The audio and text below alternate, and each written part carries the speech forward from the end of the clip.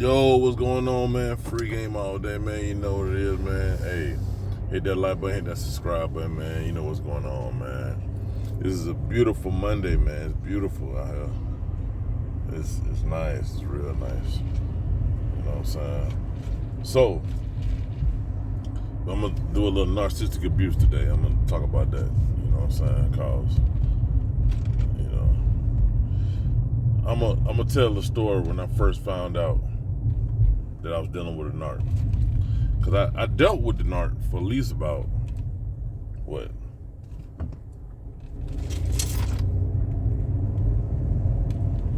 Over a year before I found out that she was a narc. So, I had been through the whole devaluing stage, all of that shit. You know what I'm saying? And it didn't start. Like the Hoover had already started. Like I already had got Hoovered a couple of times, but I was such good supply that she didn't want to actually let me go for the moment, for the time. By the time she felt like she didn't need me no more, she kicked me to the curb.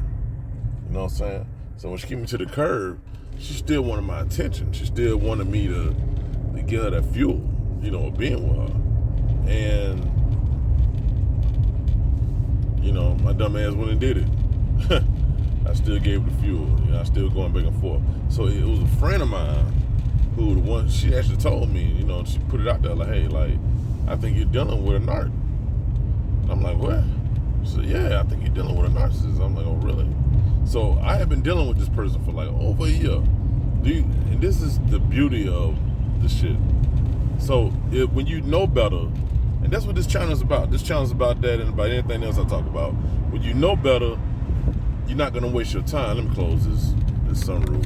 You're not going to waste your time dealing and going through that because you know better. And that's what this is for. You can't go to your grandma. You can't go to your daddy. You can't go to certain people in your family. You know what I'm saying? Your mama, because they don't know what this is. Like, I was talking to somebody about this today. Like, they were like, damn, like, so you know, a lot, and they were saying, yeah, like, a lot of people don't know. They just don't know. And stuff like this, channels like this, is to keep you aware of what you're getting into. I might not go into the depths of it, like, you know, like the main details of a real narcissistic situation, but at the end of the day, I can tell you this: if you feel like you went one, and you diagnosed them and you figure it out, first, let me say this. Everybody has a little narcissistic tendencies, so we all have them. It's, you know, and it's something that you can't adopt. It ain't like, I mean, some people are like that, but it's something you can't just grow into and create.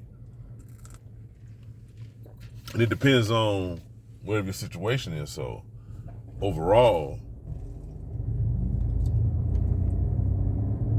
I didn't know I was in one.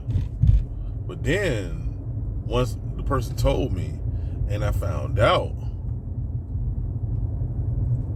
then I was able to, you know, do a nosedive in and figure out why the fuck this was happening. Because I'll tell you, the main part that I was going through with it was like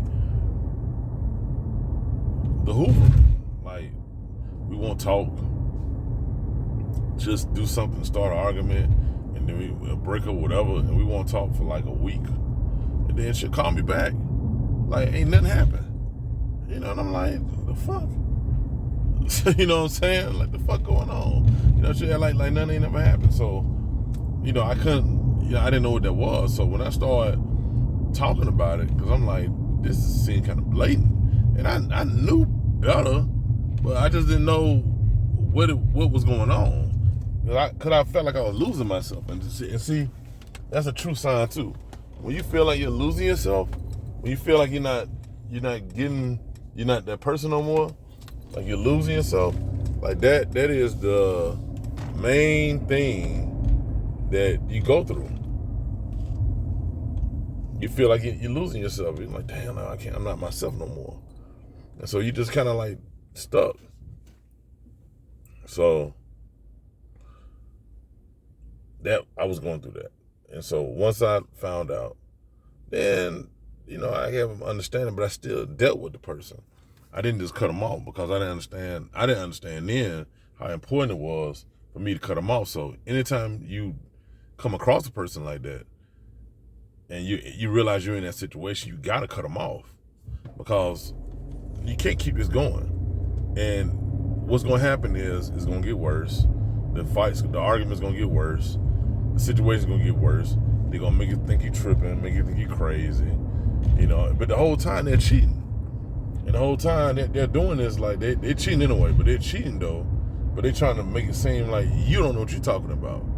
So, the best remedy for all of that is you got to get up out of that. Get up out of that situation. Remove yourself from that person. It's a no-win situation.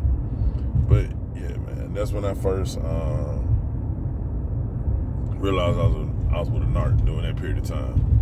And even when I found out, I was still stuck. Because I had the attachment, the love bomb, and all that shit, like, all the trauma bond. That's what it is, trauma bond. I was trauma bond. I've literally felt that shit before, and it ain't no joke.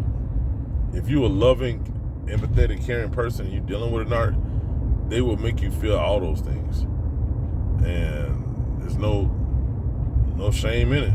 That's what they do. They get fuel off that. They feel good, make them feel more, I guess, inferior or something. You know what I'm saying? That they can have you like that. So, it's a fucked up thing. But at the end of the day, man, hey, look, if you're in a situation, man, run. But the little shit, run. Yeah, man, get up out of there, man. Y'all be easy.